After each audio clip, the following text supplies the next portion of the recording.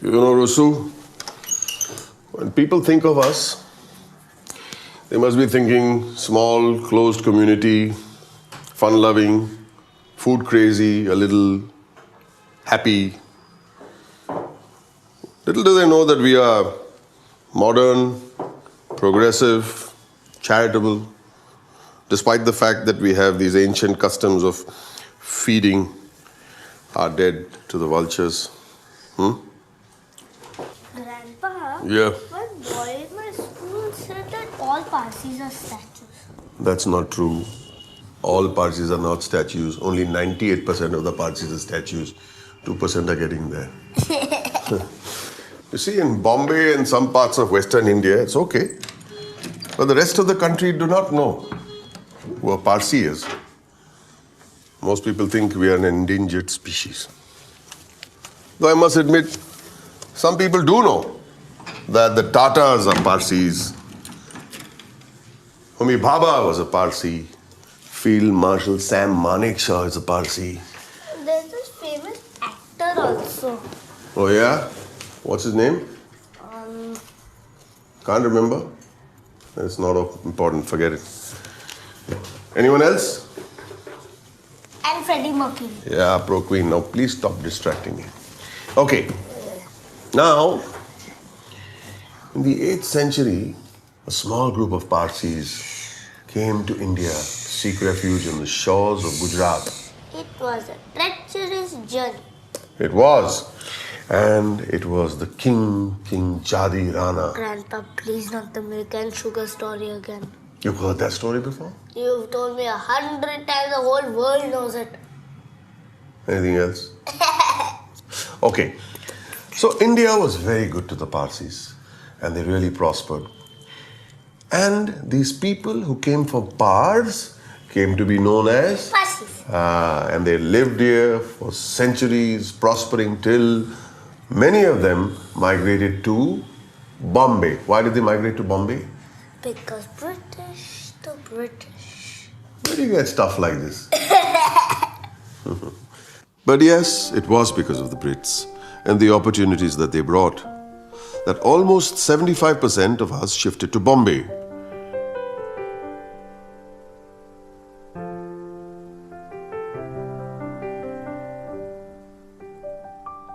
We became mainly an urban community.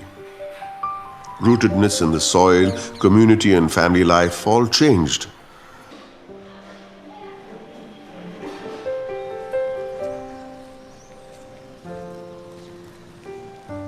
But on the bright side, by the late 1800s, we were leaders in so many professions. 6 out of 7 Indian surgeons were Parsi, 40 out of 73 attorneys, the first Indian to be admitted to the British bar, the first woman to receive higher education, the growth of the Indian stock market, our first bank, the first steel plant. Grams, you're showing off. Sometimes, just sometimes, it is justified. We've always been a tiny community, you know, Rusu. At our peak, only 150,000. And yet, we've done so much. So allow me a little bit of showing off. We've had a complex past of being both grateful to the British, but also extremely loyal to our country. And both these positions we've used to build India's first cosmopolitan city, Bombay, and the modern Indian nation. I often wonder why we are how we are as a people.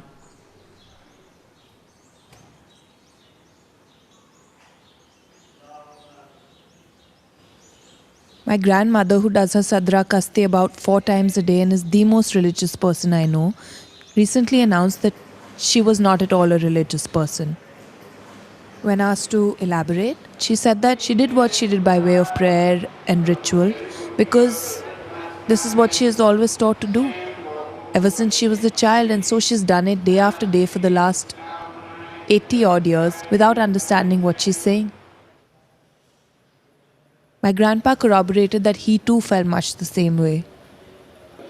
While this blind faith, acceptance and obedience may go unquestioned by them, I'm afraid the same logic does not hold for the current generation or younger generations.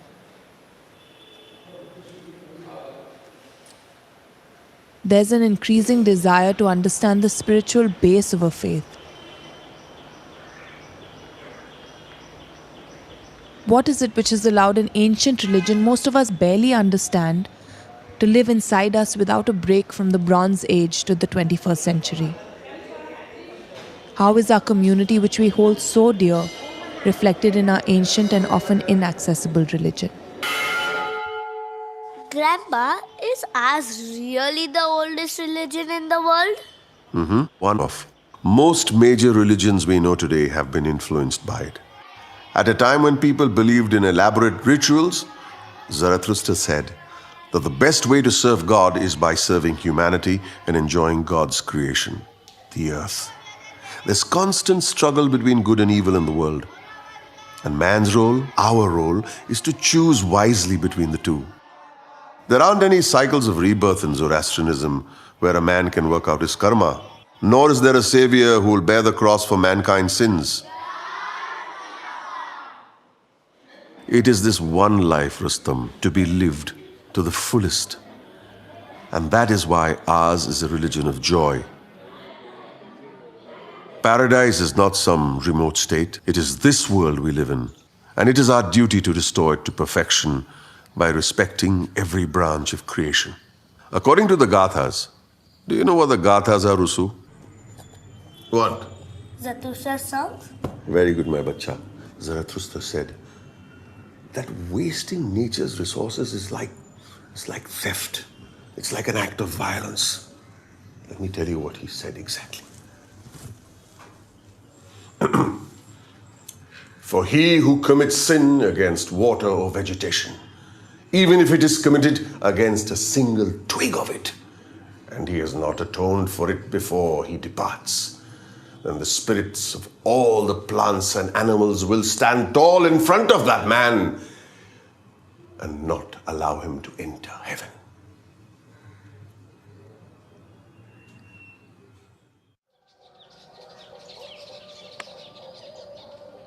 These are ecological ethics, Rustam.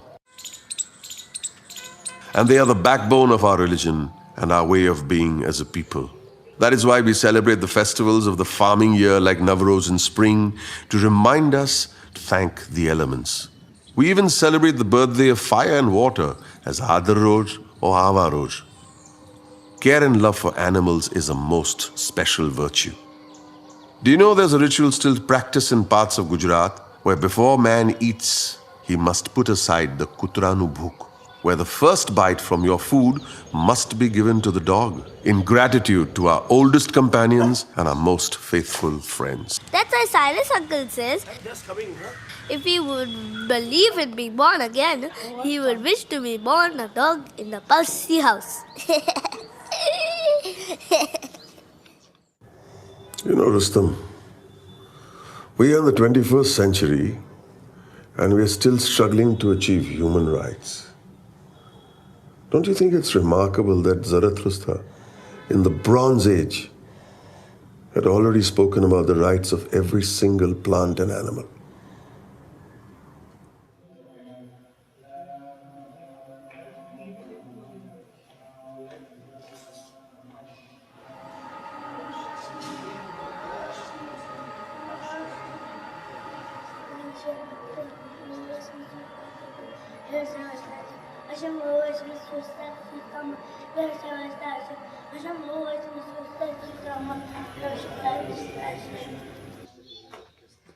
You've just had your Navjot, Rustam.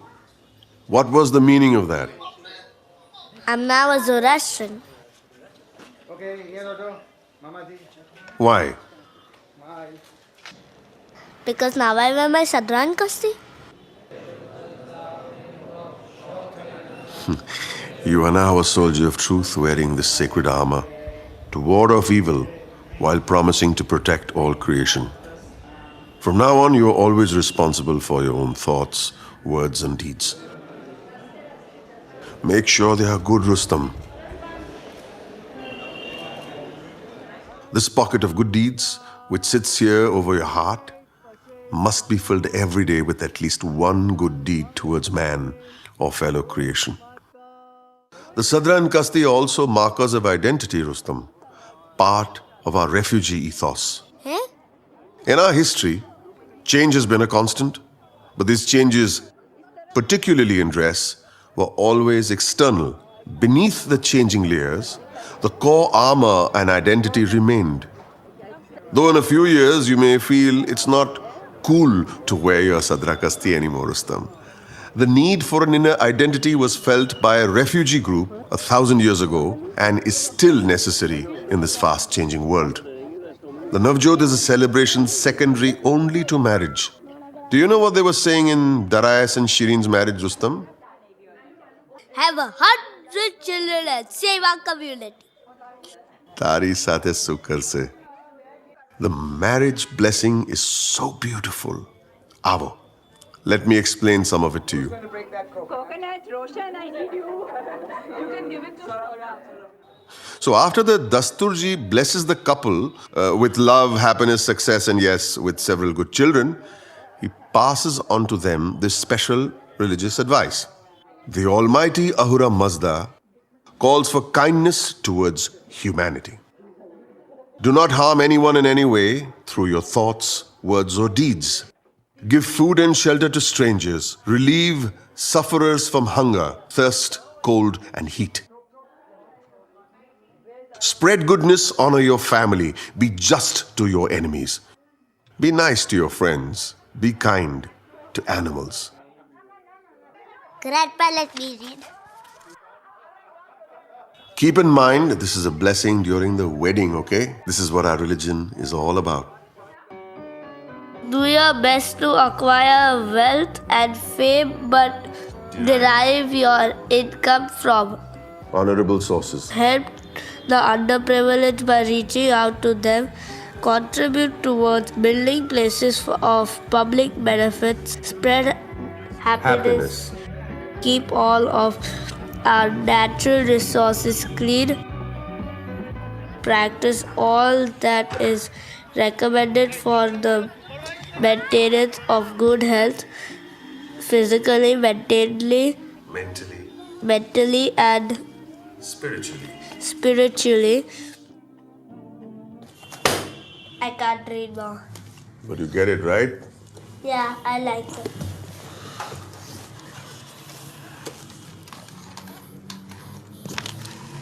But Grandpa, like you said earlier, boys in school also tease me because we give our dead to be eaten by vultures. It sounds scary and gross. Why do we do that? It ties into everything. I've been telling you, my Jan. The scavengers or vultures need sustenance, and this is seen as a final good deed performed by man, the final act of charity by the human body. You see, the soul has gone to heaven now, the body does not matter, and so we leave it for those who can make use of it. Every creation is equal, every man is equal. You know, to make the fire for a fire temple, different types of fire are brought together from homes of all classes of society, even those used for cremation and incineration, and are then purified. The idea that just as these diverse fires have come together and been exalted through purification, so too are all men equal before God, provided they purify themselves and preserve purity of good thought, word, and deed. Manashni Gavashni Kulashni. And on that happy note, let's go to sleep, my darling. Do you want to say a quick Ashemo? Yes. Okay. Ashemo Vesta Masti Usta Maya Desai Vesta Ashe. Ashemo Vesta Masti Usta Maya Desai Vesta Ashe. Yatha Verio Athartu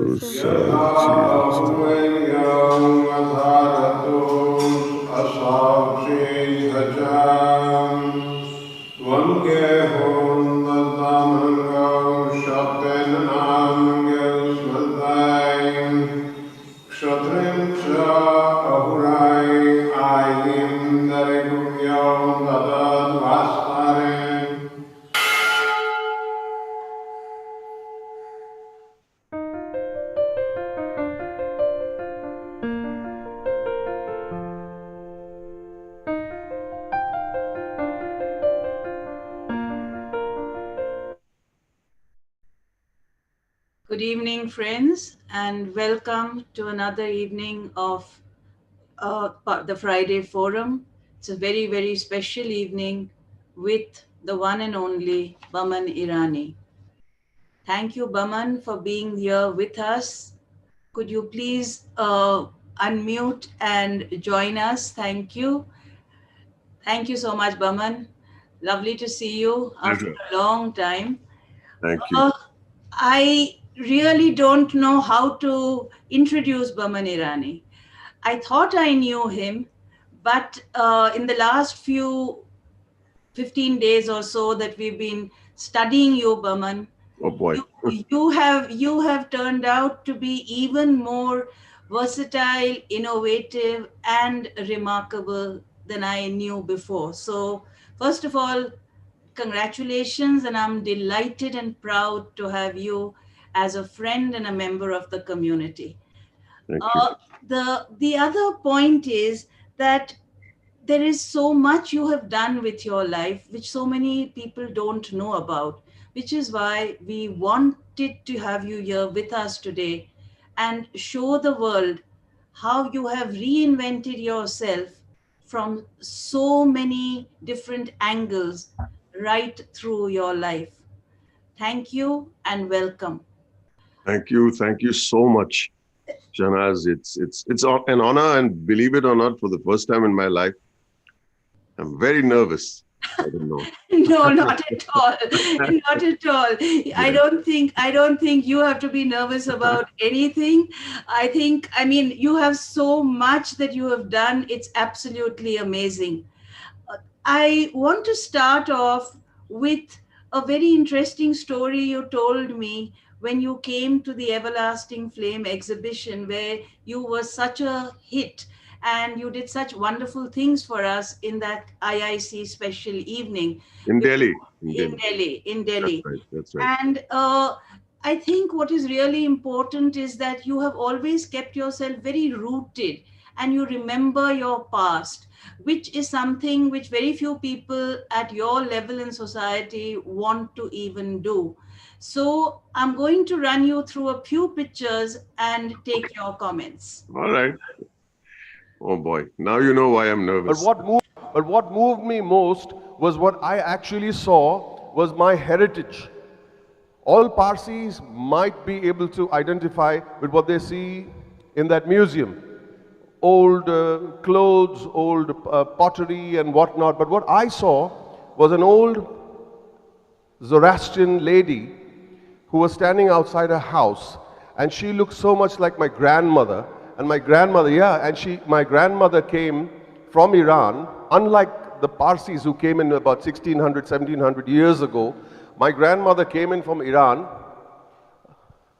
in my lifetime. So she brought my father as a one-year-old in her arms. And I saw that lady, and it just reminded me of my grandmother and my grandfather. And there's a wonderful story behind that, and I'd like to share it with you. We're talking about heritage and we're talking about roots, and this is the closest one can get to heritage and roots.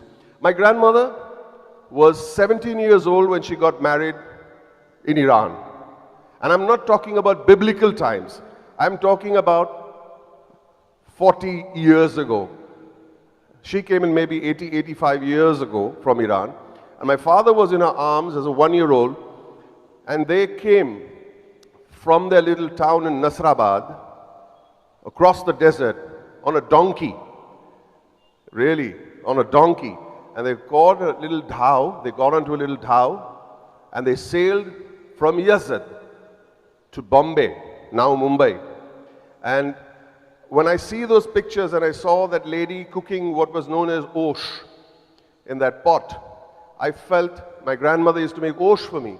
What I'm trying to tell you this story about is that we're living in times which are modern, but what is very, very important is that we are a little spoilt and we are a little too comfortable.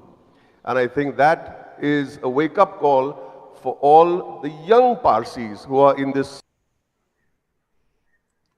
So, Baman, we are going to show your grandmother and you're going to tell us your memories of her, because I think you've grown up with very strong women. So please do tell us about those influences, and also the way you have faced life growing up without a father. I think that is something which, again, I have great admiration, because who was the father figure in your life then? Could you tell us a little bit about this? So I had a bunch of bad to call them a bunch of women, yeah, but I had a bunch of women taking care of me. That's my mom on the left. That's my departed father who passed away before I was born. That's Gulbai, my grandmother, my dad's mother. And there they are. Oh, wow. And I had a Khoshid auntie. Uh, she looked a lot like Gulbai. And three sisters and five masis and God knows how many other aunts and, aunts. I think there was a very strong female influence in my life. Made me understand the softer side of life. There were times that I used to be extremely, people used to worry about me because I was very shy and I spoke with a squeaky voice and they were worried about me. And I said, yeah, okay. People thought maybe he'll be a little bit of a sissy. Yeah. But I tell you, well, that's my dad, bro. He's looking very handsome like Omar Sharif. The point I'm trying to make here is I think it helped me become a better human being, see a more sensitive side to life, rather than the rough and tumble guy that I eventually did become. When you go to school, by the time you're in 9, 10, if you're going to be a little sissy-ish, you're going to be beaten up. So that helped me become sensitive, but also I was loved tremendously by all these women. My Gulbai told me stories about Iran, how they would be all sleeping on the terrace and their legs would be tied to each other, all the sisters. She never saw her sisters again. Their legs would be tied by their father in case the hordes would come and pick somebody up in the night. Hard times. Poor people. And today we worry about whether we are going business class or first class and which is my suite and how comfortable am I and, are we being taken care of? Sure, we've been taken care of. Sure, of course we are taken care of. We have a seat to sit on when you're on a flight. My grandmother came on a donkey with my grandfather. My kaka was dying. And she told my grandfather, what do I do with the baby if the baby dies here in the middle of the ocean, in the Arabian Sea? Do I bury it at sea or wait till we get to Bombay? Can you imagine the simplicity of the time? So I feel, and what I said on stage, I don't recall very clearly, but that's right. We're too spoiled. And if you can go back and know your roots, I think it helps you concentrate on the work, not the perks of the job, just the job. Because the perks of the job are what the distraction are. I think that's what I've seen throughout whatever you have done. You worked very hard for it. I've been reading Faisal Al-Qazi's book just now, and you, Cyrus Brocha, Dadi Padamji, all of y'all are over there.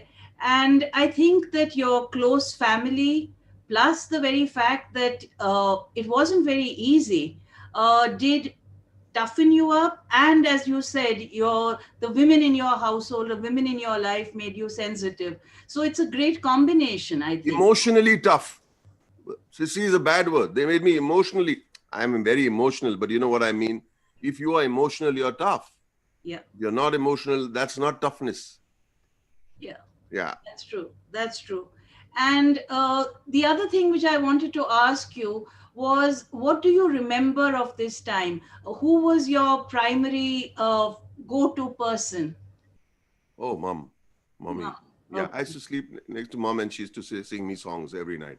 She used to lullaby me till pretty late. Till Gulbai used to say, "Abhe sui jao." So did you ever learn Dari or Farsi, or was it always Gujarati? Words here and there, no touch anymore. No After touch. Gulbai, yeah, no touch anymore. But mom was the go-to person for most things. My eldest sister Roshan and Khoshid auntie was in the corner on the right. If you can see her, the little lady on the right. Yes. She was a tough little cookie. She was. That's my Navjot day, and that's our old Hindustan ka. And who is this? This is your uncle. Who was This is your Mama, Temtan Mama. Temtan Mama? Yeah, yeah. So you did have some male influences in your life also. Very, very, very infrequent. Because I used to rush to the ladies for moral support. That's Gulbai and her daughter-in-law, my mum Jaru. Look at her, nice and healthy, as they say. That's my sister Roshan, Shireen, Shanaz. Shanaz passed away too, you know, 20 years ago. Shanaz passed away. Two big beatings. Two big knocks.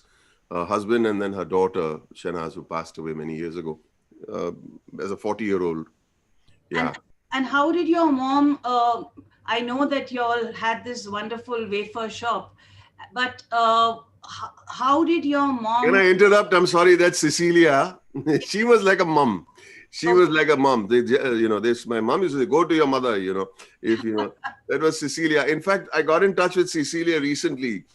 Um, she's in Mangalore right now. She must be a pretty old herself. I met her niece when I'd gone for something, and we called her up, and she spoke to mom, and there were hysterics. There were hysterics connecting with her. She's not my nanny. She's like my mom. She's That's not my nice. nanny. No, nanny's a That's bad nice. word. That's nice. Okay, we'll change that. So now you have to tell us this famous story about the young lady who kept buying too many chips and wafers for her own good. Please do tell us about Zenobia, the other woman in your life. Oh, there she is. Yeah. Am I not lucky with the girls, right? Look at them. Absolutely. Am I not lucky? You see most of them.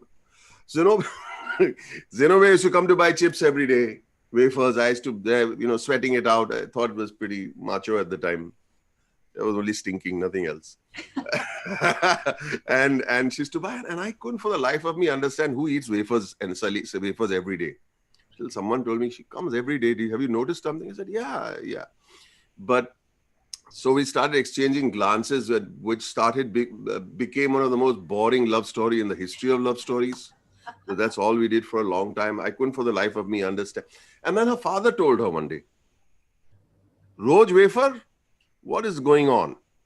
So she would come buy the wafers, and then she would go and, give it to a beggar at the end of the road and not take the wafers home. So by the time we got married, the beggar had put on a lot of weight, okay?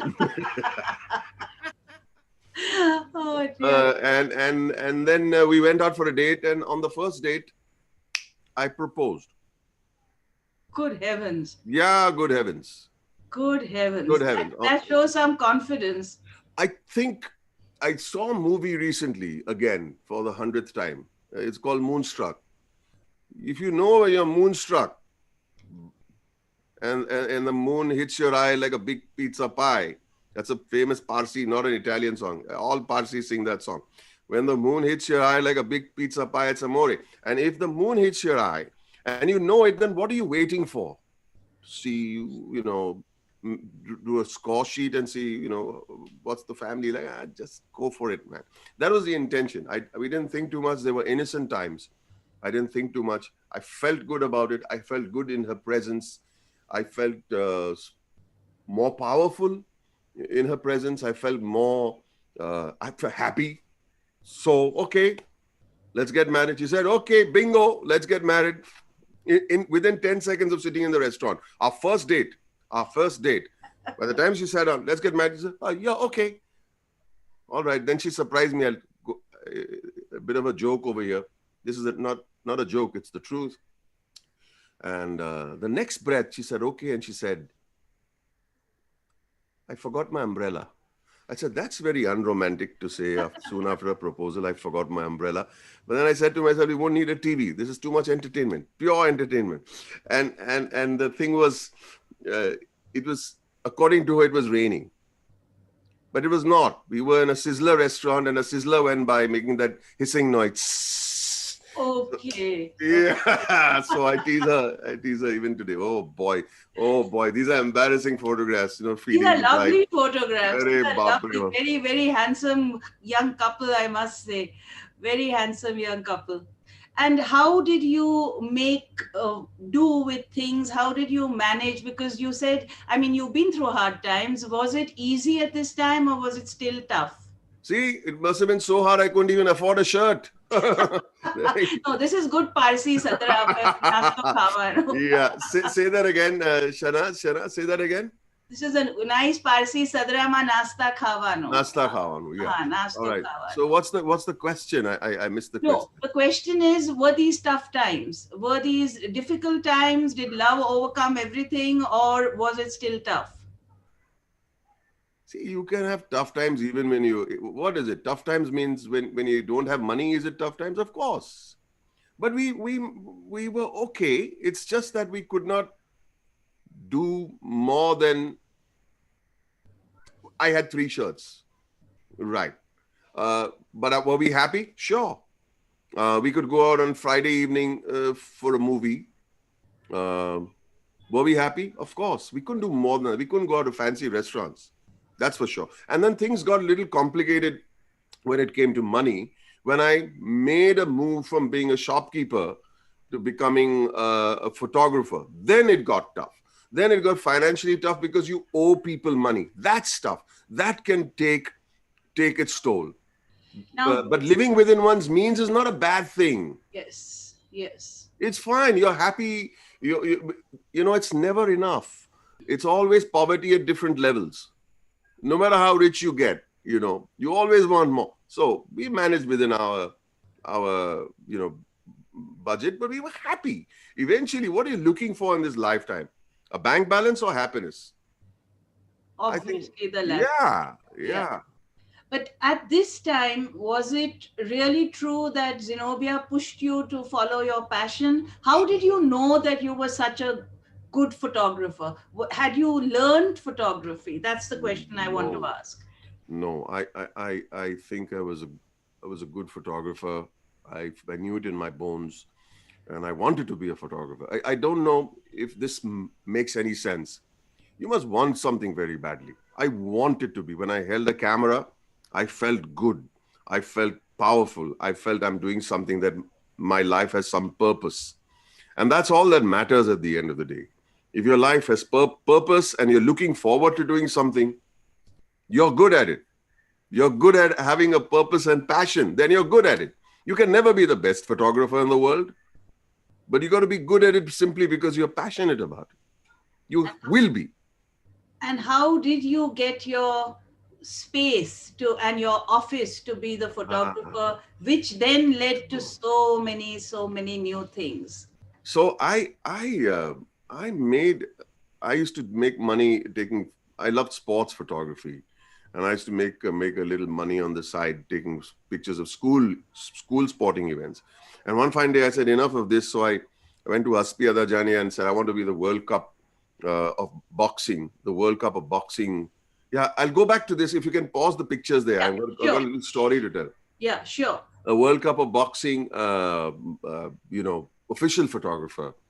And, he turned on and told me, but, you've taken pictures of so many different sports, but I can't give you this job. I said, why? He said, because you deal in potatoes, right? I said, yeah. You know anything about onions? I said, no. He said, exactly.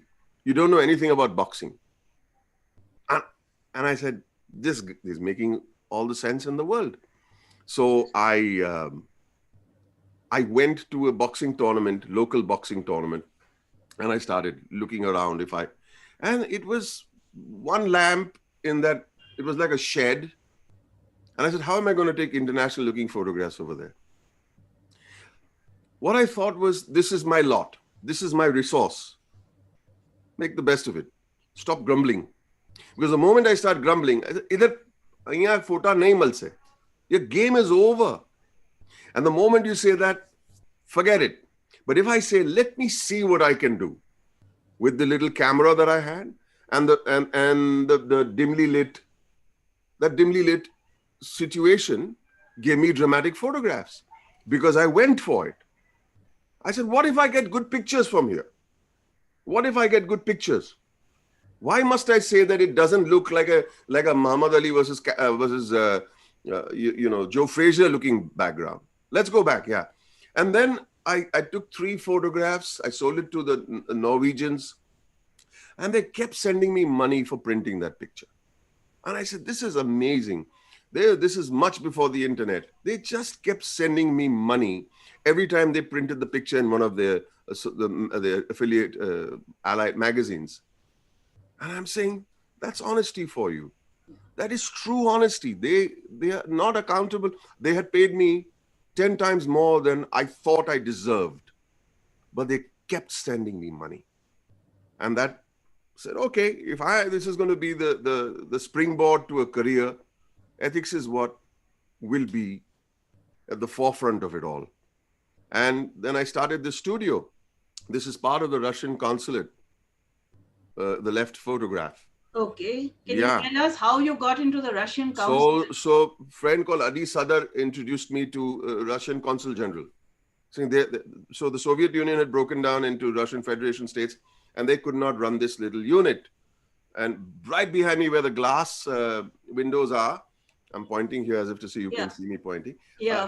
Is my studio, and I said, this is like heaven in breech candy, and for a very reasonable price, and for a rent. And they said, once in a while you have to take some passport photographs for us.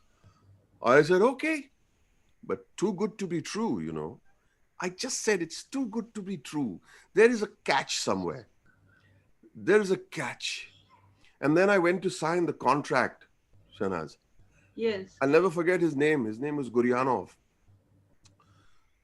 And he stood in front of me and he removed his pen and he was about to sign. And he stopped. And he fixed the cap in again. He capped the pen again. And I said, I knew it was too good to be true. I knew. And he asked me one question. I just want to know, you are Zoroastrian Parsi? I said, yes. Okay. Then I signed. And this is a story that moves me. Yes. It moves me simply because I think it's got to tell our youngsters today, this is the legacy. Yes. This is the legacy.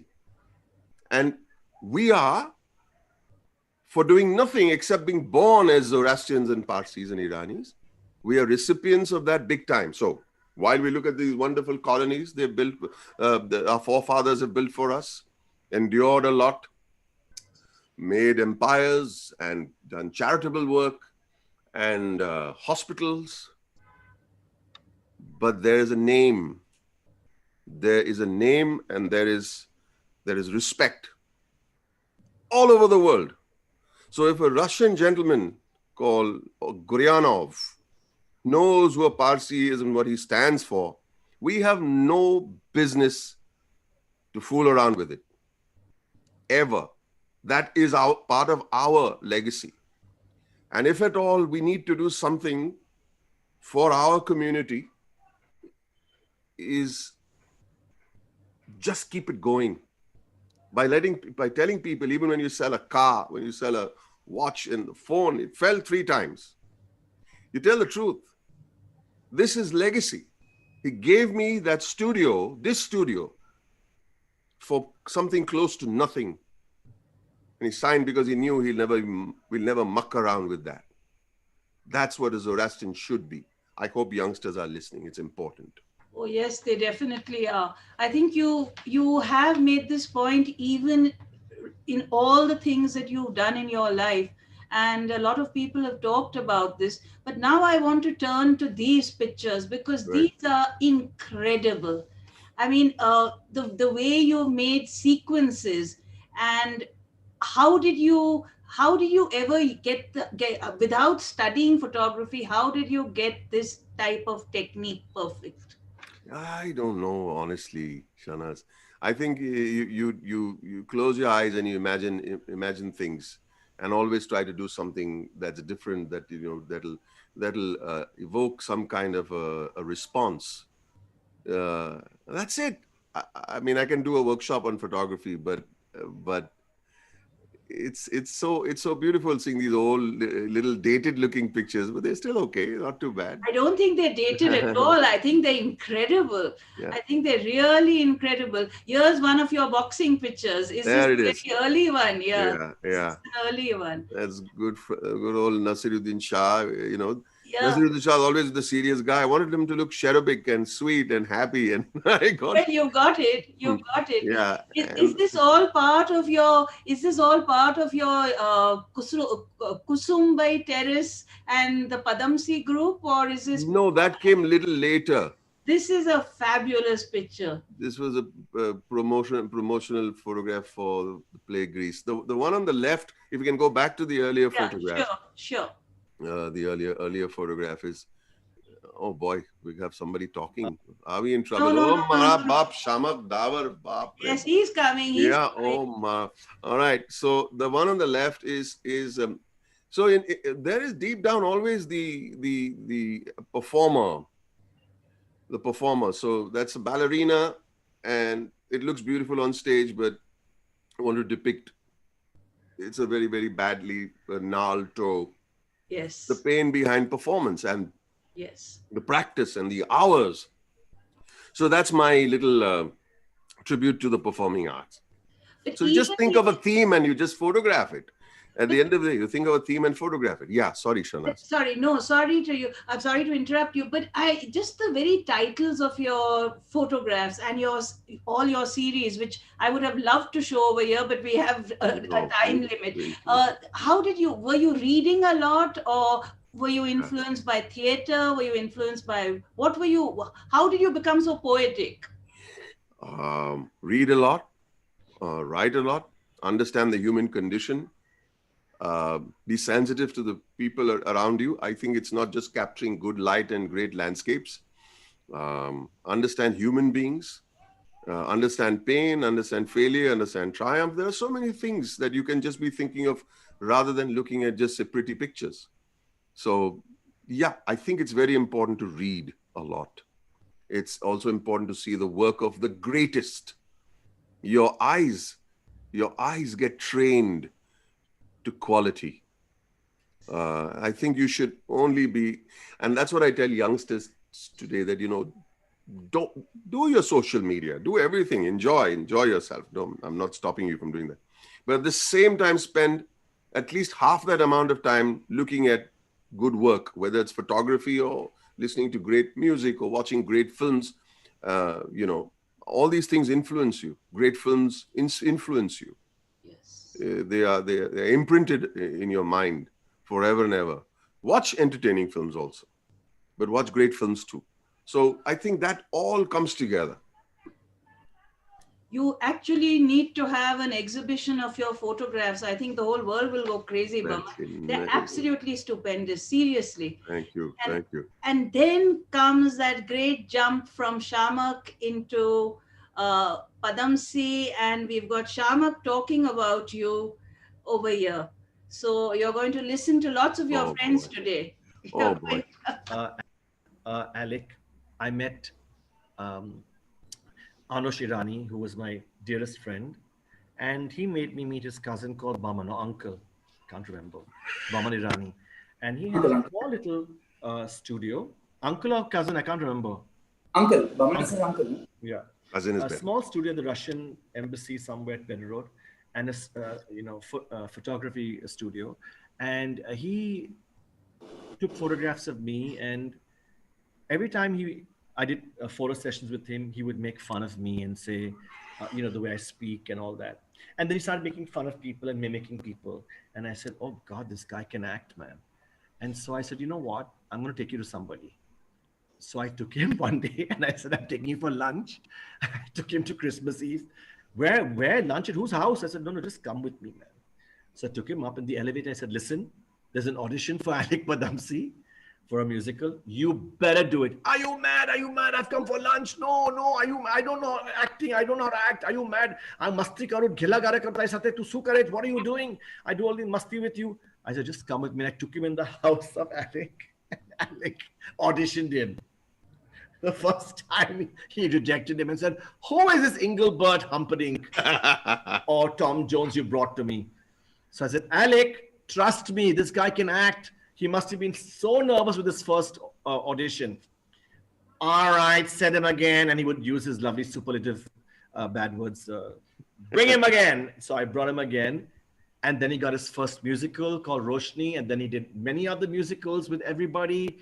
And then he did his first movie called Let's Talk, which got him Munna Bhai. And then he became the Boman Irani. But that's what I found unbelievable about Boman, that he actually followed his passion after being pushed like I was pushed. And today he's one of the finest actors we have. And, the beautiful part about Boman till today is that every interview or everything he does, or he has these talks, he always mentions me and is very grateful. And that for me is a sign of really something that's wonderful. Actually, this is something which I really wanted to ask you, Boman. You, along with, of course, Alec Padamsee is a legend, but so are you, and so is Shamak. And you also had Cyrus Brocha, you had Dadi Padamji. Was this a very strong Bombay network, or was it a creative artist network? What drew you in? What made you so passionate about theater as well as then the movies? I'll tell you what, ever since I was a kid, I was fascinated by movies. This is my joke, which is, someone said my audio is not clear. Is it clear for you and everybody else? My audio? Yeah, it's absolutely clear. It's absolutely clear. So ever since I was a kid, I always say, I started watching movies from my mummy's womb only. And I kind of knew about movies by the time. I don't know how this happened, about movies ever since I was a little fella. And my mom used to encourage me. I used to lisp a lot, and I had a squeaky voice. As a stam, I was a nervous child, as I mentioned a little earlier. But what my mother recognized immediately, even though I had learning disabilities, I was not great in certain subjects. But she saw me extremely shy normally. And when I would be on stage, I would be like a tiger. So she encouraged me. She understood that this is not just fun and games. This is not fun and games. She understood that very clearly. And she put me on the stage, and I used to sing and I used to act, and everything to do with the wooden floor of the stage excited me. And I think maybe there was a point where I would never have been happy in my life had I not been on stage.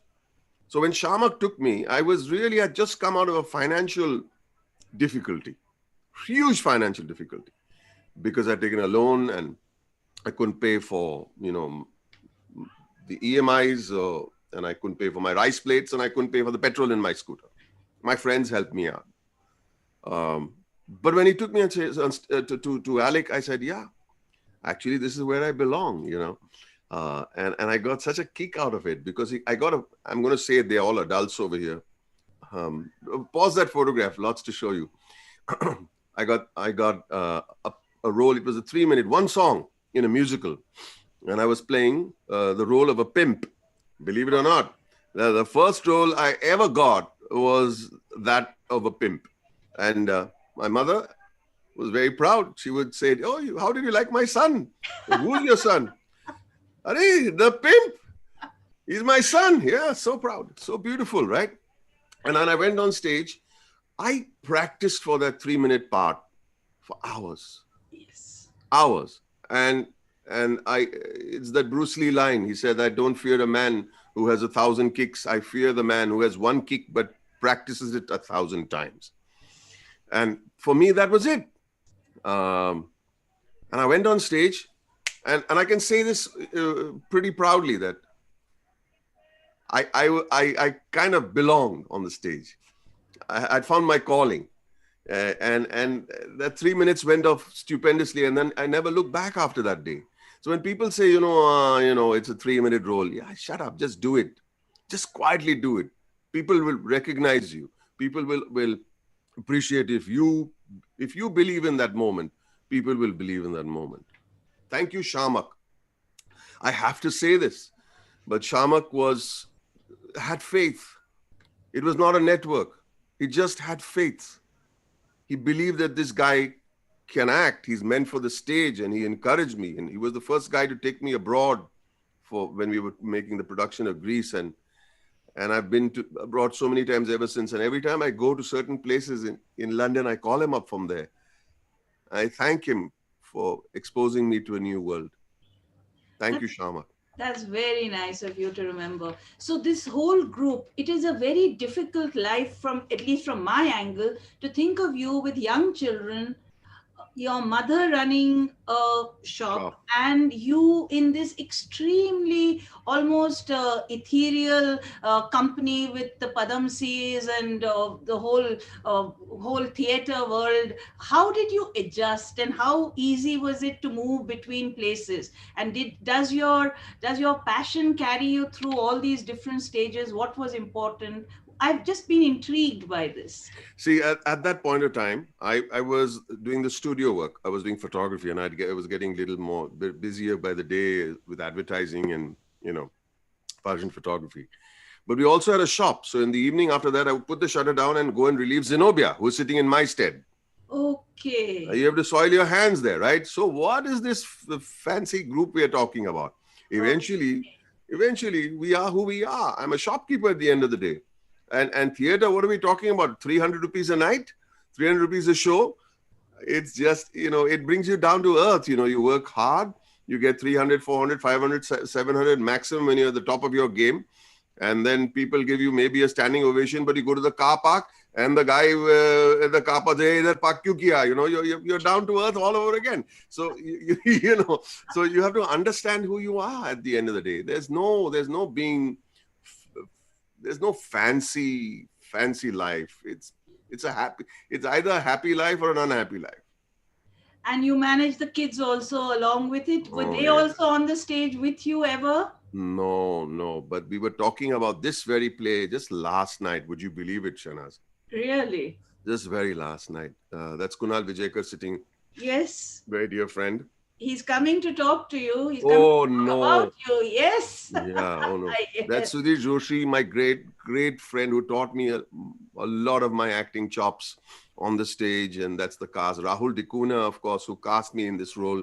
Very grateful to you, Rahul, for having faith. Sudhir Joshi said, "Kone hai yaar, ye kone hai?" He had done some 5,000 stage appearances, and I had done 10.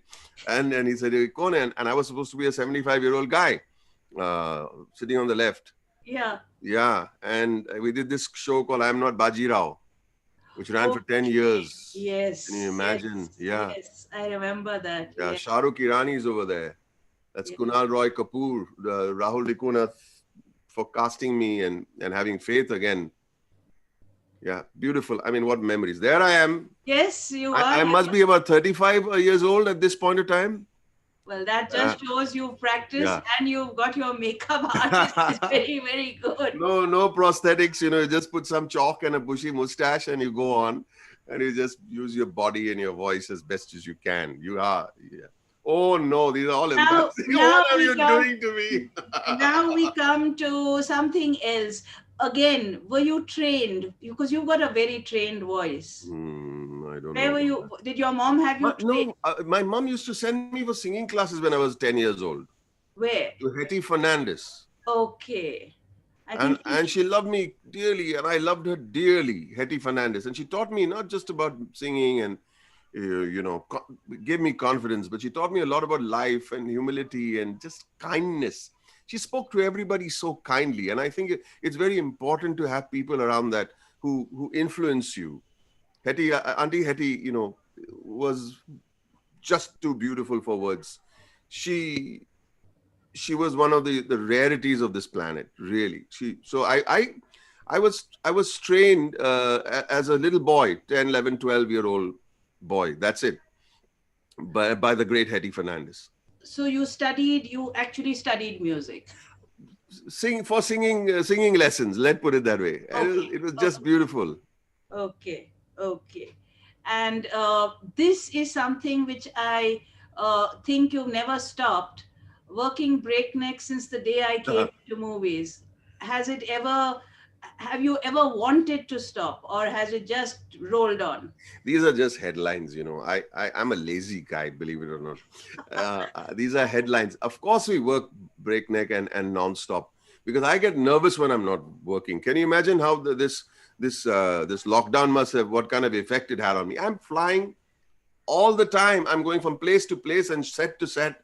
But at the same time, I had made up my mind, no matter what, for the love of God, for the love of money, for the love of fame, I my best times, my best moments, my greatest moments that I cherish in this life of mine is with my family. And all this has absolutely no meaning if you cannot sit around with family and crack jokes with each other. There is no point.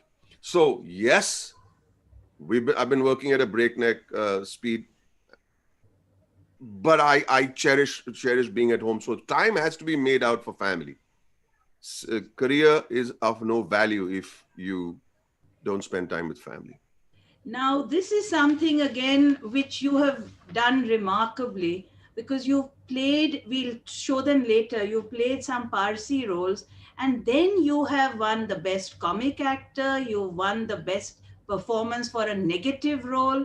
You have acted, picked up accents, behaved absolutely to the T in whatever you've done. How hard is that? How do you enter into the spirit of your performance? It's How, not hard at all. that's for you to say. I think No, it must be very hard. no. You see, the thing is, it's if you spend time on it, it becomes easy. It's the simple adage when you say, you know, how was the paper? Damn hard. Yeah, it was hard because you didn't study hard enough. Yeah. If you tell somebody how was the same paper, very easy. You know why? Because I studied for it. You know, it's so if you work towards it and you go on the set prepared, it's not hard. It's fun. It's too much fun to prepare. And if you don't spend time preparing it, going on the set and getting lost somewhere and just managing to go through your lines and say, I did a job because I could say 5 lines in a row, that's not acting. How do you remember the lines? I said, that's the basic. You're not doing nobody a favor by learning your lines. It's what you do with your lines. It's what you do with the character. It's got to do with how to understand a character's mind and heart. It's not even about the accents. How did you manage the accents? Because they're quite remarkable. I mean, you shifted from in Dawn and in the earlier movies, you've shifted your accents tremendously. I think there's a science to it. There is a science to it. You sit with a coach, and you go note for note. It's like singing a song. It's like singing a song, and even if you're singing a song with no great understanding of music, if you listen to it 1,000 times, you'll get it right at some point. I don't think that's the heart and soul of acting between you and me. Working hard at getting the accent right is honestly, that's not the biggie. The biggie is to get the heart and soul of the character. Exactly. To get how this mind is ticking inside the head, and to people to try and figure out what's he thinking. Then the character becomes intriguing. Do I identify with the character? But I identify with the character, but the character should not be so boring. You should identify with the character and make him exciting and then bring him back to normal. You should know how to juggle the fine line between making a character entertaining or watchable and then believable at the same time. So you make him believable first, and then you make him entertaining, and then bring him back to believable. That's a little juggling that one has to do, but it's great fun, let me tell you. And guess what? There's another secret I haven't told you about acting. They pay you for your hobby. You're paid. That's a lovely statement. That's a lovely statement. Oh They boy, pay look you at for that. your hobby. They pay you for your hobby. You did these 2 films which every Parsi loved, Right. and then you did a film which got you a lot of flack. Yeah. Can you tell us a little bit about this, and can you explain to this audience that look, there are negative roles in the Parsi world, and there's a lot of negativity in the Parsi world. I know, God bless, that you haven't let it touch you, but there is a lot of truth in being Cyrus also. Look, the first rule of acting is never judge your characters. Okay. You don't stand on judgment because of your character. It's a character. Yeah. If there was a murder, there was a murder. All right. We are representing that. It's not nothing to do with the community. It's just a way of telling a story. So you got to be truthful at the end of the day. If you tell me that each and every one of us are dudna dhoila, that's not possible, right? There would be a problem. I would really worry about that, So you have to understand that don't judge characters, and it's never about the community in any way. It's just a character in a film. Please. I am proud of the performance, actually. It's a brilliant performance. I am proud of it. But it got your whole family very worked up. Could you like Yeah, they got share worked that? up, why did you do that? I said, no, it's a movie. And at the end of the day, I think, I don't think the world judges the Parsi community. If my community is so fragile that the world will start judging us because of one movie, then I think we are truly fragile. You know what I mean? Yeah, absolutely. Yeah. But it didn't affect the family to say that we don't want to do any Parsi movies again. Not at all. Not at all. Not Oh at all. boy, look at him. Now look at your ads and how much do you enjoy this, because you're looking very happy with the kids, I Yeah. must say. And your wife tells me you're a happy person, which is a wonderful thing for a wife to say. So the whole idea of the ads, your photography completely stopped, or does it Yeah. still continue? The photography complete. I mean, the professional photography stopped completely. But yeah, I am very happy on an ad set, because the first time I faced a camera was on an ad set. Oh my God, that's not my Oscar, just by the way. So let's go back to the ads for a Okay, second. let's go back to the ads. Yeah. Pratap, can we go back to the ads, please? Thank you. Yeah. So No, the thing is, never mind. The thing is that the first time I ever faced a 35 millimeter camera was on an ad set. And before I became an actor, while doing theater, while I was training to be an actor, literally backstage of a theater, I was training to be a cinema actor, because I had done about 150 ads before I became a cinema actor. And they teach you the chops, they teach you the techniques. And again, I'm not sounding money-minded, but they pay you again for your hobby, right? So it's great fun. It's great fun. And I love the different characters I play, because you're inventing something all the time. And I never take any ad film lightly. I spend time. Let's enjoy the process, because these ads can go on for years and years. And sometimes say, oh God, there he comes again. Like that film, the Anbuja Cement ad, Bhaiya Ye Diwar. It's Yes. 25 years the goddamn thing is going on and on. It should mean something. And you put your name on something, make sure that you're proud of it. If you put your name on it, no matter how big or small, there's nothing small in the world. The moment the camera rolls, it's big. It's a privilege, and it's big. The camera is rolling on you. Many people live a lifetime waiting for that moment. Don't take it lightly. And then I'm working with kids. It's great fun.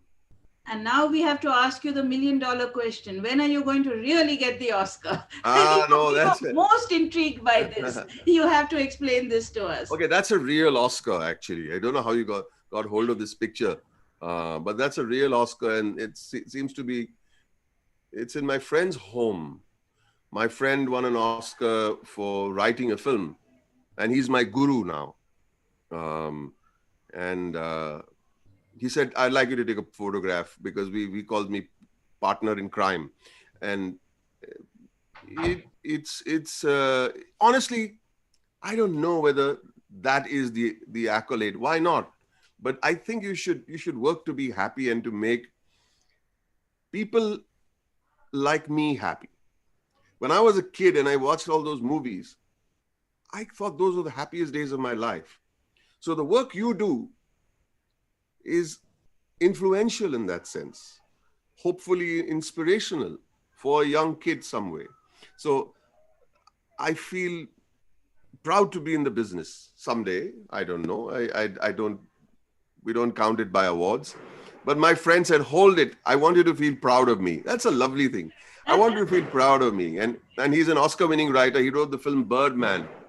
Okay. Yeah, Okay. and I made friends with him when he was a playwright, and we've remained friends since. And he's we'll talk about that a little Yes. later Yes. about my. And then in the center is this photograph with Zenobia, the biggest award of all, standing right. You're looking at just the trophies. Look at the beautiful Zenobia. This is in Absolutely. this is in Oslo, at a film festival, and then that's one of my first Filmfare award.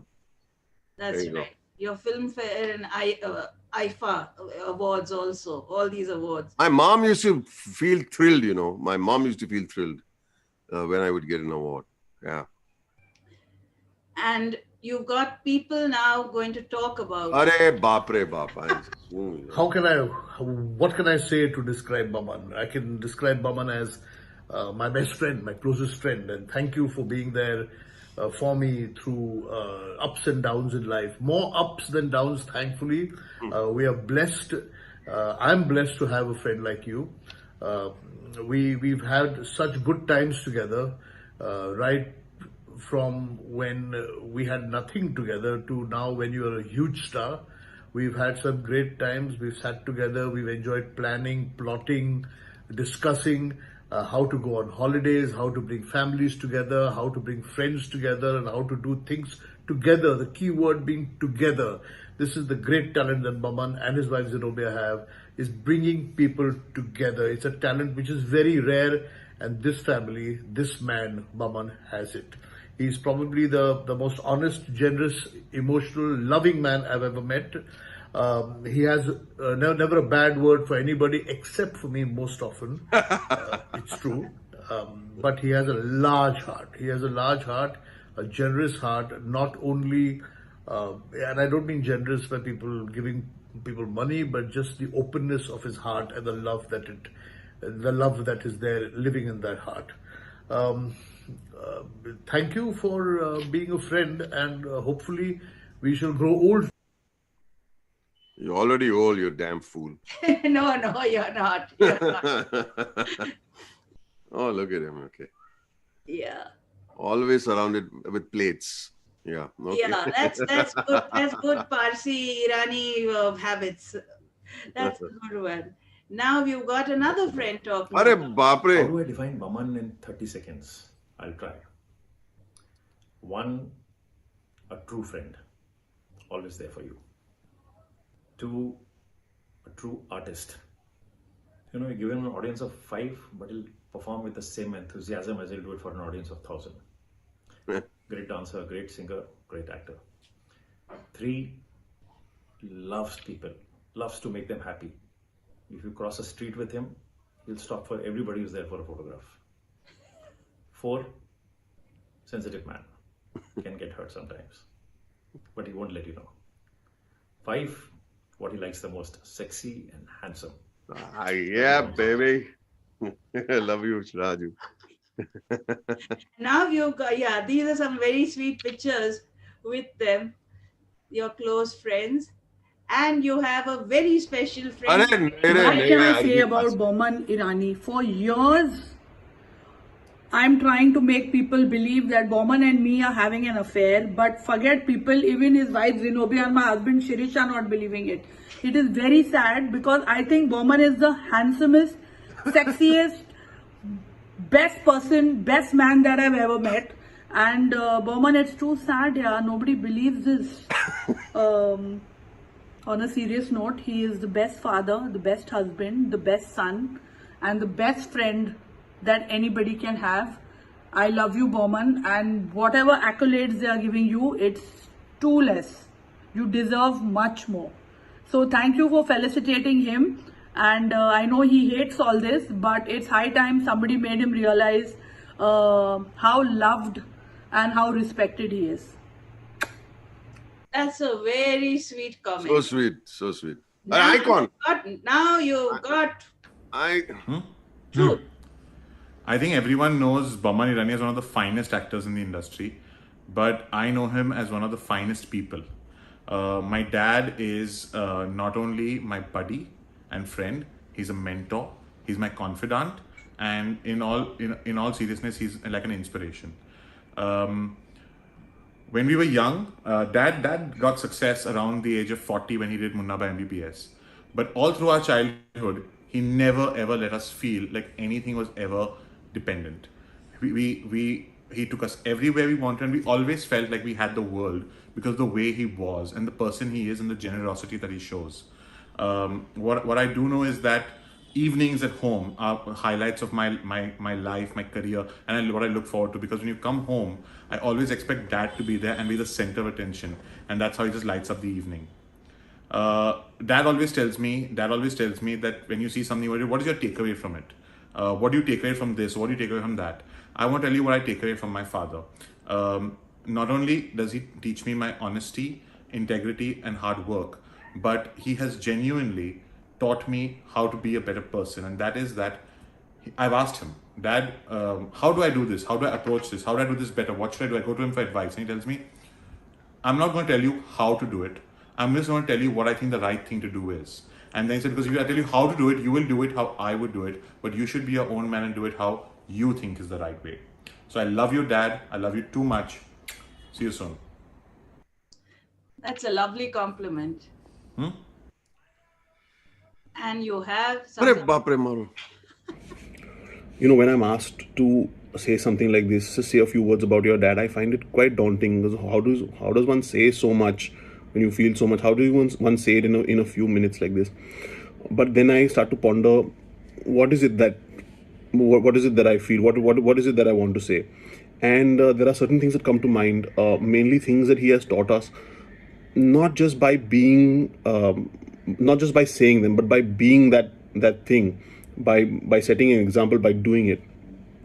For example, the few things that just come to mind right now, there may be more. Simple generosity, just being generous, because if you can, you must be generous.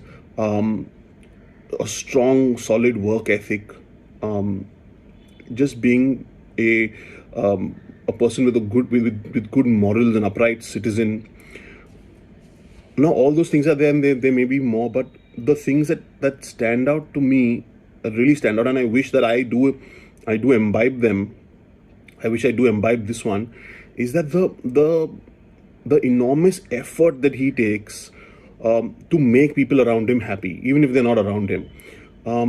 He puts so much thought into it, and whether it is something tangible that needs to be given to someone, or whether it is to make people comfortable if he senses that there may be some amount of awkwardness, if just simply to make people laugh. There's so much effort, and he does it for that person, to make the other person happy. And I wish that it is something that I can do, and I do imbibe from him. And on this occasion, I wish him all the best, and many, many more years of love and laughter. Thanks, Dad. Love you. Now, the most important person. When I'm asked, Hey, kaun? Who Arey else? baap re. It's always very difficult to talk about your husband on a public forum, especially for a person like me who is not only camera shy but also does not want to reveal her feelings in public. And lots of people and lots of people keep on saying good things about Bob, like he's kind, he's generous, he's big-hearted, he's the life of the party. But I will sum it up in one way about Boman, is that my Boman is a good Zoroastrian. He follows our tenets to the T. Good thoughts, good words, good deeds. Good thoughts, he never thinks badly about anybody. He has no malice or maliciousness towards anyone. Good words, he only says nice and encouraging things to people, and encourages everybody, young, old, anybody. And good deeds, I have no account for the good deeds. He's only full of good deeds. And that is why I love him too much. I think that's the greatest compliment from your family to hear this. And that brings us to the community. You have done so much for Parzor itself. You have done so much for the larger community. And from the Udwara Utsav to Everlasting Flame, you've always been there for the community. Would you like to talk about this? I think I said it right at the start. The community has given me a lot, more than anything else. There's a legacy, and it's my duty to make sure that name is everlasting, and that the good name. We should take this forward and be proud Zoroastrians and proud Indians. And because in at the end of the day, you make your country proud. So when we get these forwards, and I'm not a great fan of WhatsApp forwards, but there are a couple of WhatsApp forwards that come along, which I read all the time about, the generous Parsi way. I feel proud that we are considered generous. We are considered honest. We cannot mess that up. We just can't, simply because it is wrong, because whoever we are today is because of that legacy. Can't muck with that legacy. I beseech all of you.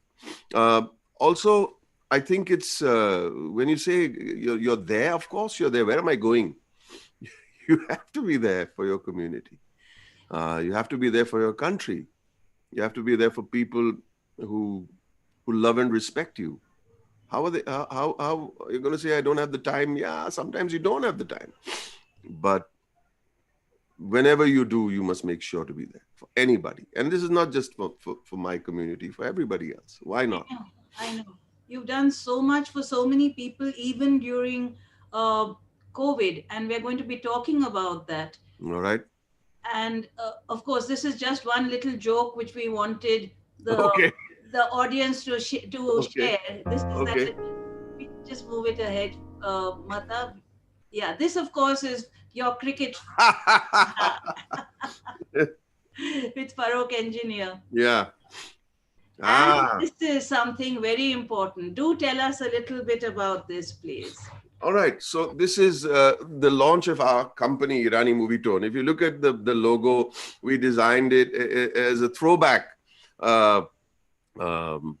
Minerva Movie Tone and Alamara being the first talkie ever made, Imperial Movie Tone, Minerva Movie Tone as well, Sorab Modi, the Parsi companies. They all have this old style logo.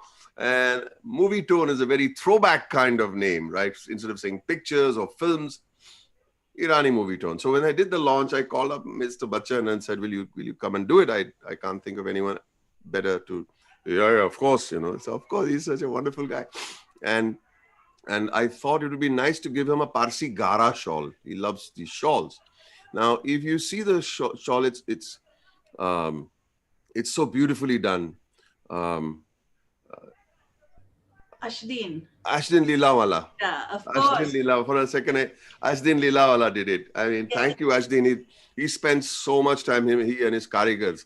But the concept behind the shawl is that if you see the border, they different scripts saying the same thing. There's Chinese, there's Urdu, there's Tamil, there's Hindi, there's Sanskrit, and all the border is with the words meaning everlasting light. And everlasting light, Amitabh means everlasting light. So we combined the two and made this shawl for him on the launch of Irani Movie Tone, our company. That's beautiful. So That's beautiful. really beautiful. So touched. He was so touched. He choked on stage, and he's such a wonderful. I mean, I think we're privileged, that he came that day. Thank you, Mr. B. That's lovely. Now is something which is very close to your heart, and Right. during lockdown, I want everyone to know that Boman has been doing so much. And this is where I say you reinvent yourself with every possible chance you get. What made you take this up, please? And you've taught 300 people free of charge. This afternoon, you were rushing off to a class. How did you go into script writing? It's really something. So I'm going to keep this short, but I'll try my best to tell it to you in a capsule. So when I was around 55, everybody said, you should be making a movie. You're a good writer. So And I said, I got to pay my dues. Just because people saying I'm a good writer and because I've been, say, around for almost 20 years in the film industry doesn't necessarily mean that I am. You got to pay your dues. You got to know your onions from your potatoes, if you remember that little quote I made a little earlier. Um, the thing is, I met Alex in New York, and I said, let's help me write the film. That time he was not this famous Oscar winning guy. And he started teaching me. I said, will you be my guru? He said, sure. He was not a famous guy then. And so he kept talking to me, and I kept making notes, and I kept changing my script, and I kept making notes, and I kept attending more and more workshops. And I kind of started learning script writing. I used to walk home every night from his place. It was a 45-minute walk in New York in the cold, and just go through all the stuff that he taught me. And I said, why should that great knowledge be only with me? I think it's important to share that knowledge, because at the end of the day, what the film industry has given me is too much love. Everything I've got today is thanks to this wonderful film industry. And how does one pay back? We're talking about legacy, right? How does one pay back? I don't know. And I said, maybe I'll just start maybe doing a teaching. And then the lockdown happened, so we had 4 guys who has to help with queries about their script.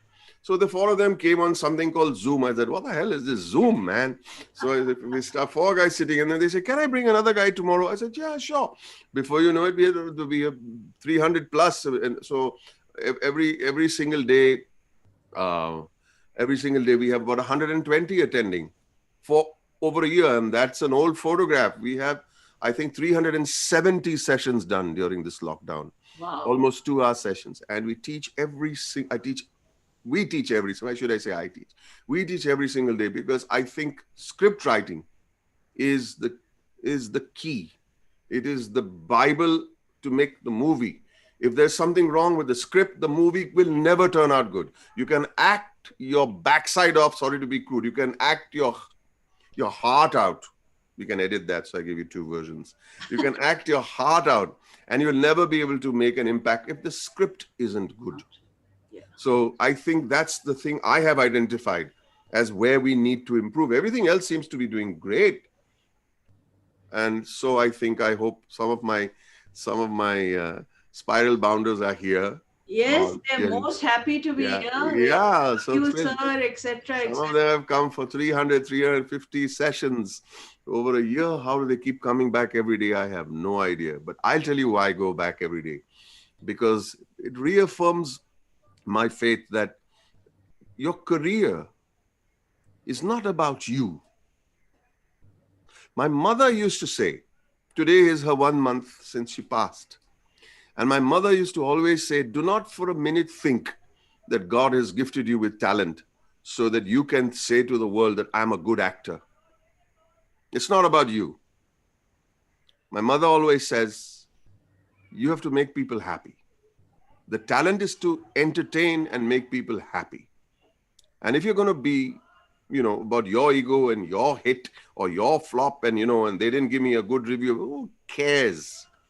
Eventually, it's about the people. It's not about a movie that you make and you watch alone in your drawing room or in your bedroom. It's for the public. You must make them happy. How do you make people happy? By bringing out quality work, giving actors opportunities to give their best. They can't give their best with a bad script.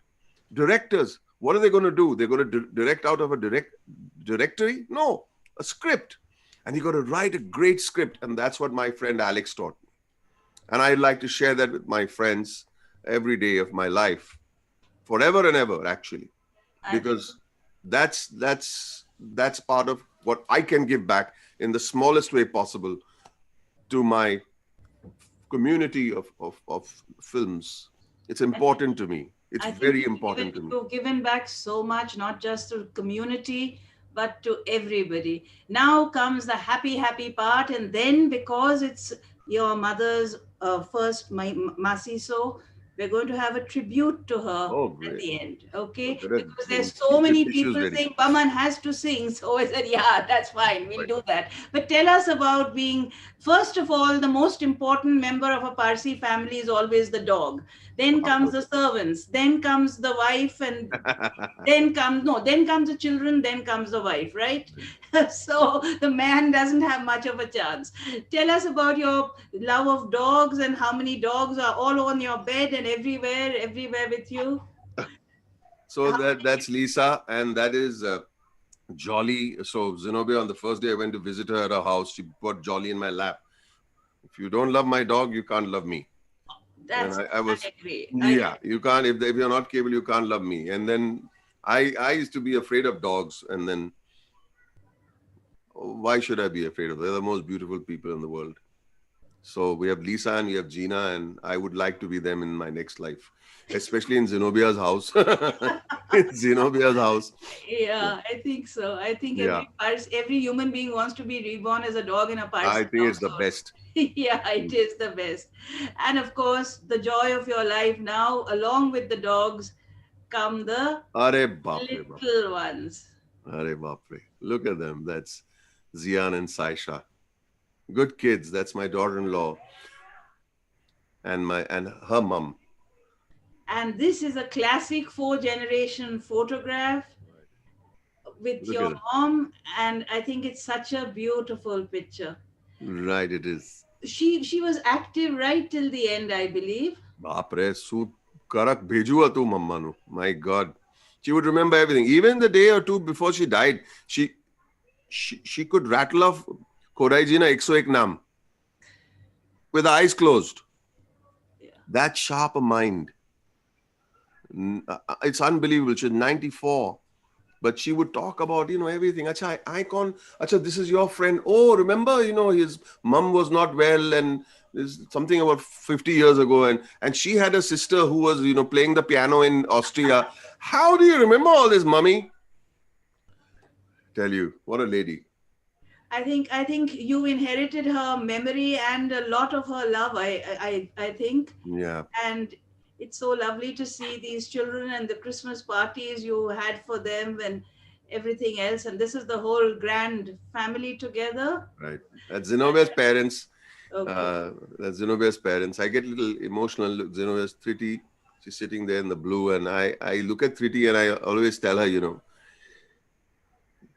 so thank you for giving me Zenobia, Yeah, that's true. She's really been a wonderful person. The two most important people in your life. Right. Absolutely. And for your mom and for Zenobia, who both taught you to go and lead life your way. And for all your fans, 500 and something of them who have been asking me, when is Baman going to sing? I said, just hold on. There are lots of questions also, but we'll see how tired you are and how much you can take. There's one question which everybody keeps asking. Did Sure. your mom come to your movie premieres? Absolutely. She must have come for at least 70 shows of I'm Not Bajirao. Wow. And she would be there. And when we went to Munna Bhai MBBS, so before I went into the theater with the family, nobody knew who I was. And of course, I had hair on my head in the movie. I was bald, so nobody quite. Then somebody recognized me and said, "Arey, ye to Mamu hai, Mamu." So she sat in the Maratha Mandir theater, and they were shutting the doors, and the crowd was taking pictures with me and whatnot. She would clap. भाई साहब जरा side हो जाओ, मेरे बेटे को देखने दो मेरे को. So she wanted to see her son signing autographs. It's incredible, She was so proud, so proud.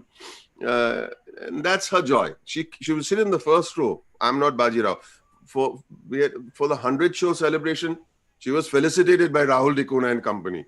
Wow. Stand up, Mother Irani, stand up, and everybody clapped for her. She's seen God knows it. And of the 100 shows, you must have seen at least 8. There she is. Look at her, 80 of them. Yeah. Right. And now for her and for your audience and for her and Zenobia, Jarbanuji and Zenobia allowing you to lead life your way. May we please request a song from you? My God. Okay, so this is a little bit of a. I don't know how it turns out over a, through a computer, and the sound, and it might sound awful. I have a backing track. Which might sound muffled, so it's not a great recording. It's not recording. I'm singing live. So let's see how it goes. If it doesn't sound good, it's okay. That's okay. I think it will always sound good. That's not a problem. It doesn't matter. It doesn't matter. Exactly. Eventually, you sing with heart. That's what matters. It doesn't matter if you sang badly or not. I'm not claiming to be a singer. So here it goes. Well, you are a very good singer. Chal se joye. Elvis. Let's see. You wanted my way, so here goes. Yes, let's try my way. All right. So forgive me if it doesn't sound great. No problem. So what? Yeah. Exactly. Ashirwad for Spiral Bounder saying, so what? Exactly. So what? Nobody's judging my... let's do this. So just tell me though, if you can hear the audio. I'm playing it on my speakers of my room. Okay, start. Give me a thumbs up when you hear it. Whoops-a-daisy, there you go. Yeah, technically, we can hear it. No. I'll just put it onto the Bluetooth and all. Yeah, I know all these things. Bluetooth. I think lockdown has taught us all a lot of things. Yeah. It really has. Okay, just let me take the sniffles out. You all made me emotional. All right.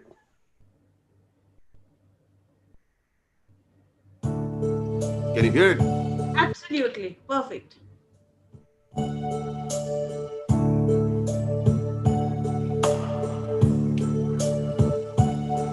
And now the end is near, and so I face the final curtain.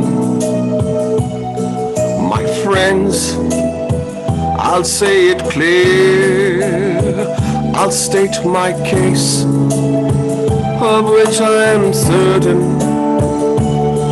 I've lived a life that's full.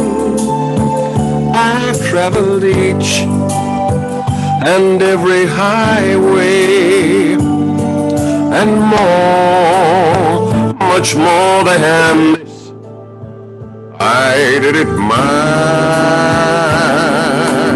way. Regrets, I've had a few, but then again, too few to mention. I did what I had to do, and saw it through without exemption. I've planned each charted course, each careful step along the byway, and more, much more than this. I did it my way. Yes, there were times, I'm sure you knew, when I bit off more than I could chew. But through it all, when there was doubt, I ate it up and spit it out. I faced them all, and I stood tall and did it my way. I've loved, I've laughed, I've cried, I've had my fill, my share of losing, and now as tears subside, I find it all so amusing to think I did all that, and may I say, not in a shy way, Oh no, oh no, not me. I did it my way. For what is a man? What has he got? If not himself, then he has not to say the things he truly feels. And other words of one who kneels. The record shows I took the blows and did it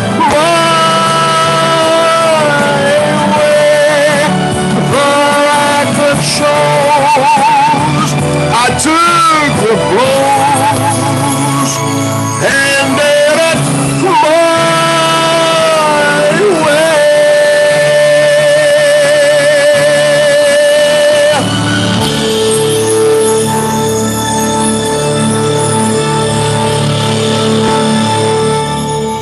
Absolutely brilliant. Thank you so much. Pleasure, absolute pleasure. Thank you.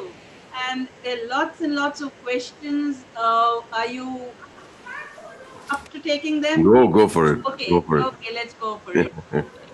Okay, you got, oh dear, dear, dear. Can I say something? Lots of people want to say something. One second. Can we just, there were 2 or 3 questions, of course, everything Yeah. is thank you, thank you, thank you, love, and all that. But there are a few questions. Can I say something? Yes, Gagan Mishra, please put your, either unmute or put your question Right. on.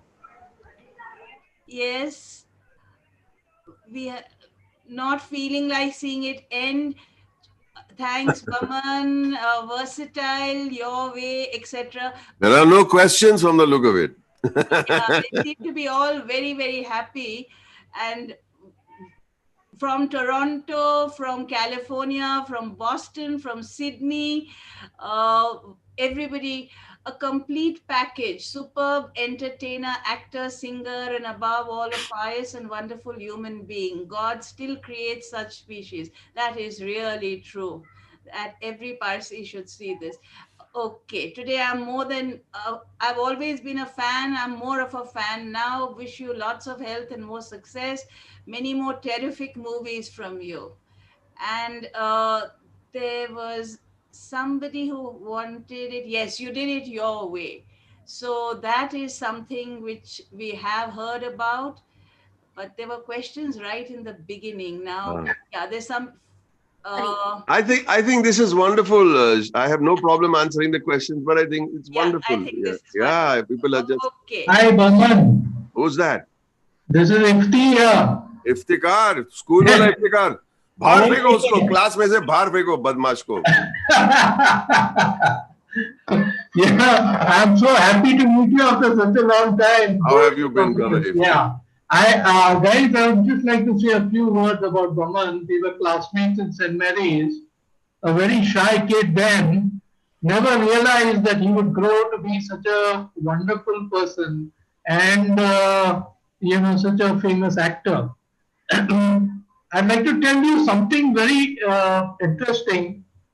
When I contacted Boman more than 40 years later, I called him at about 11. I didn't call him, I sent him a message. Actually, I got his number and I was wondering whether this man will really remember me and whether he will take my call. So I said, I'll send him a message. And I sent him this message at 11:30 in the morning. And he replies to me at 11:32, within 2 minutes of me sending a message. And what a lovely message he sent me. And thereafter, when we had a reunion, we met after more than 40 years. And you won't believe it. You won't believe it. He remembered my mother to the T. And he described her completely. I mean, I was just amazed. Like you said, his memory comes from his mother. Just like she had that memory, he has this kind of memory. Absolutely humble, down to earth, and it was such a lovely meeting. You know, we met near Chowpatty. We had a lovely time, Boman, then. Ifti, I want to say something. Ifti, Yeah. you know, everything is fantastic. Of course, memories about mums and mums mean a lot to me. But Yeah. why are you undercutting? I mean, you know, underplaying your age here. We didn't meet after 40 years. We met in school. It would be at least 50 plus years. No, don't try and bullshit your way around over here. No, but we met after 40 years, my friend. After school, where did we meet? We didn't meet at all. But that's not 40 years. School is 50 years ago, no? 50 years ago. 50 अच्छा years ठीक है ना ago. बाद में बारामारी करेंगे. Everybody will wonder what the hell is So going it on. was, anyway, it was a lovely meeting, and I was really Lovely, surprised. lovely to meet He you, Ifti, remembered- baby. He remembered my parents and Boman. I'd just like to extend my, heartfelt condolences to you and your family on losing Mother Irani. I sent you a message also then. Yes, darling. But yeah, so it's nice meeting you again. Thank you. I'll let Thank you, somebody Ifti. else speak now. We'll talk again sometime Thank you, on inshallah. phone. Yeah, take care. All the best, brother. Thank you, darling. Thank you. Thank you so much, Boman. There's still people coming in to listen to you, but we'll have to call it a day. Thank you. It's been Thank a you. wonderful time with you, and your spellbounders are so thrilled. Spiral How come bounders, spiral bounders. Spiral bounders are spellbound. They're all saying they're spellbound. That's why I Ah, said that's that. well. Okay, okay. You never sung for them. Now they're going to rag you as if you sing for them. So it's going to be the opposite of Three Idiots. They're going to give. Very good. Tell me one thing. Somebody has asked a question about your favorite part in Bollywood. What was your favorite role? I think Khosla ka Khosla. Okay. Khosla Khosla. I never acted outside a character. Never acted for a character that lived outside of Mumbai. So it was, completely different. I did not know folks from Delhi, so I had to work that much harder. The thing is, I did not want to define my character as this, suit-wearing, anglicized kind of guy who had difficulty improvising in Hindi, rather. So I wanted to become, and that was a difficult role. It was a really difficult role. I played a role called Khurana, a guy called Khurana in a film called Khosla Khosla, which did very well. A small film. We made it for a very shoestring budget. But it was important that you take those risks and work that much harder. So for me, it's always been Khosla Ka Khosla. And any last sentence you'd like to leave your audience and all of us with? I am touched, and I am moved, and I feel I've received more than I've given. So I have to give a lot more. That's it. Thank you. Thank you so much. God bless you. And all the best to you and your you so much. beautiful family and the dogs. Thank you. Shahnaz, I want to say before you go, thank you for this wonderful thing that you've done. I think it's important to archive some. I'll send you some names of some great Parsis that you should. And what wonderful, wonderful work you're doing. Thank you, Shahnaz. You've conducted this evening with such dignity, like a true Parsi. So beautiful, so beautifully. And everybody who's listening to me, if I say this, please, if this is the way you applaud on a Zoom call, just a big applause for this beautiful lady. Thank you. Shahnaz. Thank you. God Thank bless you. so Dad. much. Thank you so much. Thank you. Thank you very much. Thank you, Matab. Thank you, Zenobia. Thank you, everybody. Zenobia, kahan che tu, darling? Chali gayi? No, I'm All sure right. Zenobia is watching. Okay. Thank you. See you. Bye. Bye-bye, God everybody. bless. Thank you.